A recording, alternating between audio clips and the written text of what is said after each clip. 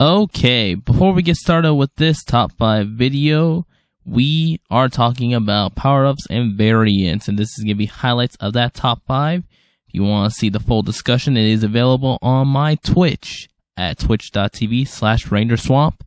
That is all. Hope you enjoy the video. And I'm going to go first, as I usually do. I'm going to start with honorable mentions. My honorable mention is going to be Raccoon Mario from Super Mario Brothers 3. What's your honorable mention? My honorable mention is ironically from the same company as Mario, but a complete contrast. The Monado 2 from Xenoblade Chronicles. But my number 5 is going to be Burning Godzilla, Fire Godzilla. You see this Godzilla at the end of the, and again, this movie was from 2016, so I don't feel bad about spoiler alerts because it's 5 years old. You see him when he's fighting Monster Zero, King Ghidorah, at the end, you know. And again, King Ghidorah at that time was already amped up with a whole shit ton of electricity, lightning running through his veins and shit. My number 5 is from a video game known as Kid Icarus, the 3 sacred treasures that our main hero Pit receives. And so the 3 sacred treasures are the Arrows of Light, the Mirror Shield, and the Boots of Pegasus. And basically these are the 3 treasures that Pit gets in the original Kid Icarus game to fight Medusa. Because Pit, despite having wings, is unable to fly. And of course, his normal weapons aren't able to really pierce through anything of a Medusa's barriers or her magic. No other picks. Okay, so we're gonna jump to number 4. Again, this is where this is more of the and don't worry about my background noise. It's Lady Jinx cooking. You know a lot about Lord of the Rings, huh? I apologize. I'm right next to the kitchen, but we're having a birthday celebration, so everyone calm down. My number 4 pick is going to be Percy Jackson, and this one was, which one did I show? This is the, what book cover is that? That looks like the 5th one from what I've seen. Yeah, I think it's the last book where he fights Kronos, right?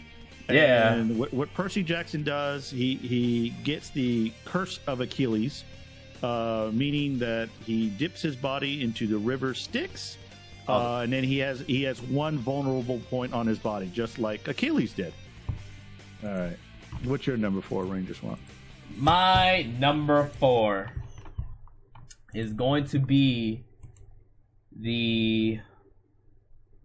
from a game called Guilty Gear, and it's a power-up of our main hero, Soul Bad Guy, and it's known as the Dragon Install.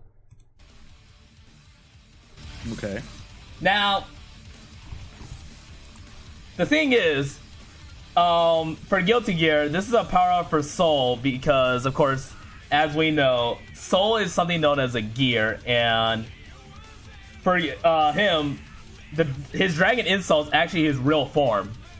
And how he suppresses this, he wears this headband that hides his gear cells. So whenever Soul's in a bad situation, or he needs to end the fight quickly, he rips off his headband, and his human body just basically dissolves into this dragon form. Yeah. As you can see from the image. I like hearing about new anime and manga that I'm not aware of. But I'm going to move on to number 3. All right. I was just telling Chocolate Man and Lady Jinx that I do not like rewatching movies. Even movies that I like, I rarely watch movies over and over. And sometimes those movies that I can watch over and over, I stop watching them because I say, well, I already fucking watched them over and over. One of those movies happens to be my number 3 pick. It is the Upgrade. It's the movie Kung Fu Hustle. It is Sing, when Sing learns his Buddhist palm technique, and he defeats the villain whose name escapes me.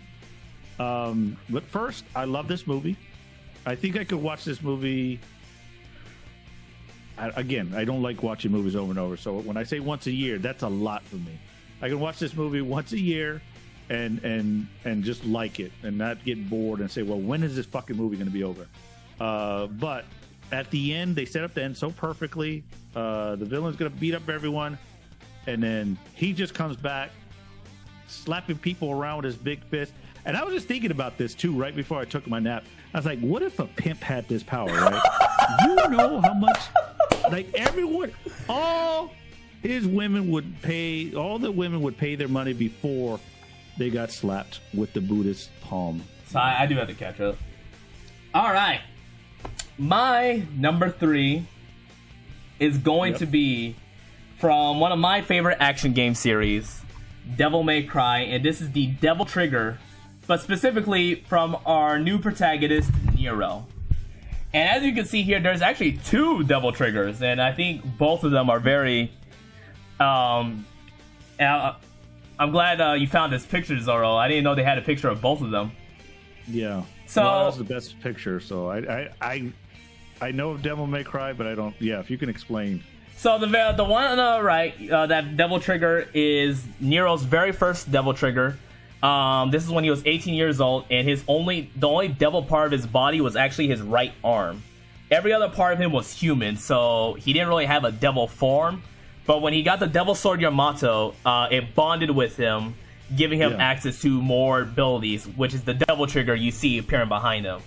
And what's funny is, a lot of people speculated that his father might be Virgil, because the Yamato was Virgil's sword, and the devil form behind him was Virgil. And of course, that turned out to be true. And his father ended up coming back from the dead, taking Nero's arm, ripping it off, and kind of, doing all the things he does in Devil May Cry 5. I don't feel like explaining that plot. So he basically loses his Devil Trigger. He loses all his power. He does get new automatic bionic arms that replace it, but Nero's going throughout the whole game without the Devil Trigger that Dante or other characters have.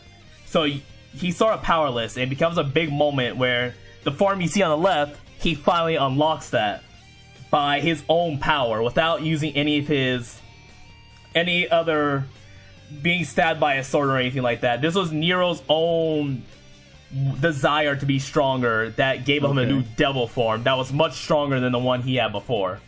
And the reason why I chose this as my number 3 is because it was the fact that this felt like a really big moment. It wasn't just a big moment gameplay-wise, but you started missing the Devil Trigger after a while when you played Nero. You knew something was missing. You knew something was not complete about his character. All right. So, my number 2 is going to be from One Piece. It's going to be Nightmare Luffy.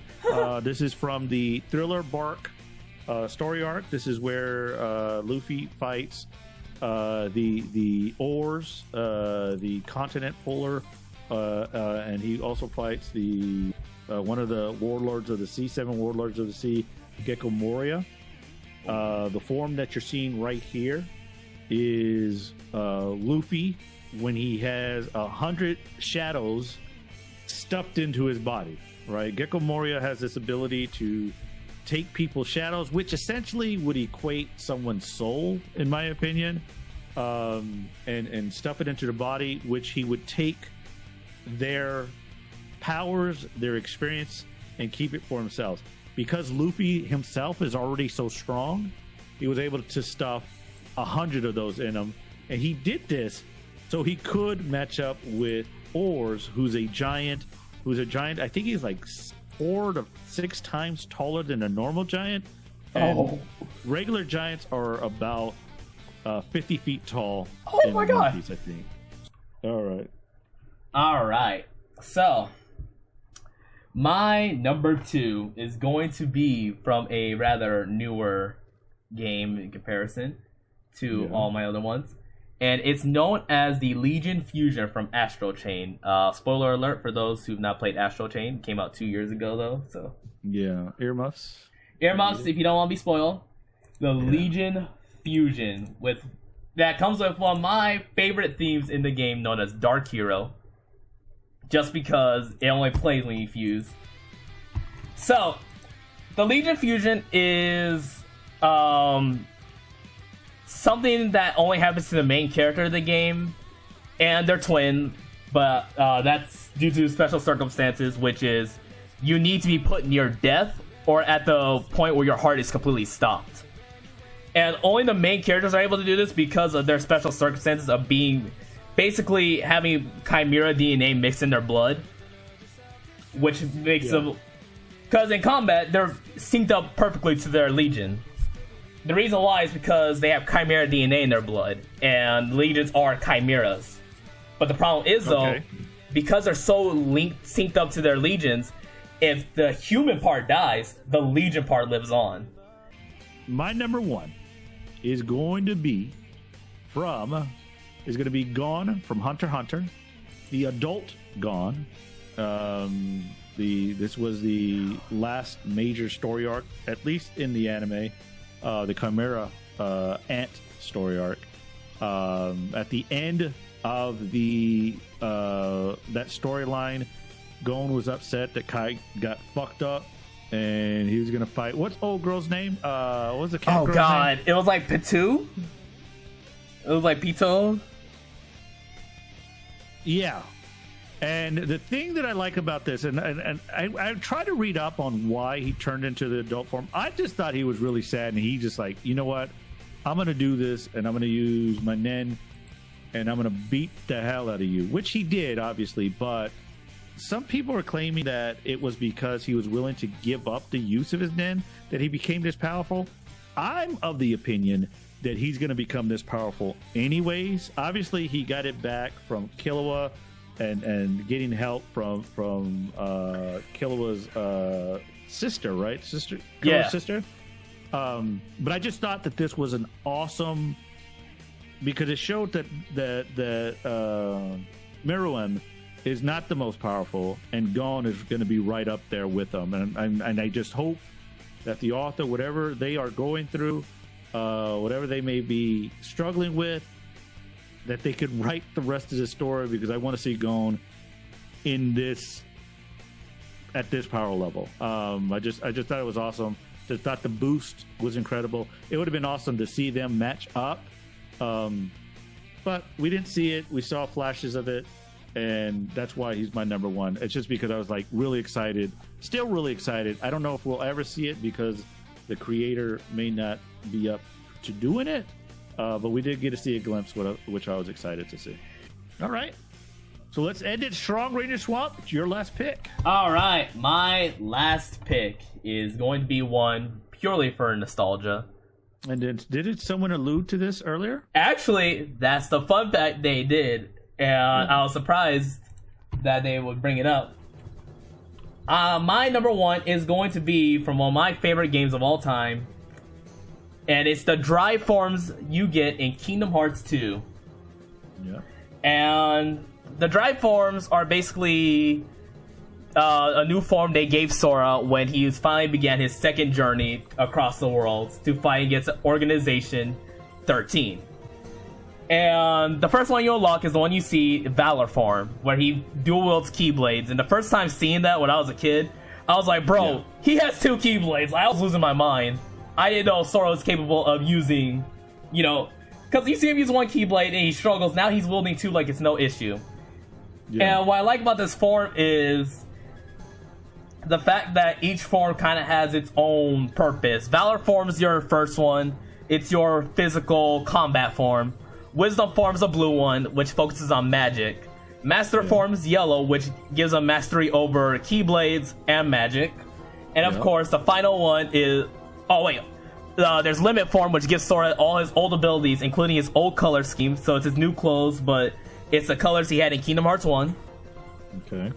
And then finally, Final form, which is basically Sora's ultimate dry form. It's unlocked when Sora finally accepts Roxas, his nobody, as a part of himself. Yeah, fuck that. I'm not accepting anybody inside me. And that's the end of the list. If there was a power-up that you personally felt should have been on this list, please feel free to comment below. And of course, that's going to be it. Thank you for watching the video. I'll see you all next time.